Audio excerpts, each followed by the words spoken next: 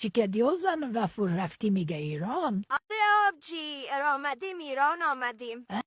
چی گفتی؟ آب چی؟ آبچی نه بیبی آجی آبجی. اوزن توی چی میگی؟ آب چی دیگه چی مانا؟ منظورش خوار از بیبیاجی. اوف. مردوف یک دقیقه صبر کو. اوزن یک دو روز رفتی ایران که تو چی داری؟ آب جویی است که چی است؟ آب چی؟ آبجی بیبی. تو یک دقیقه صبر کو. اوزن هنوز پای تو خارج نرسید زبان تا بیام کردی. یک خدا نکنه بیبی آجی.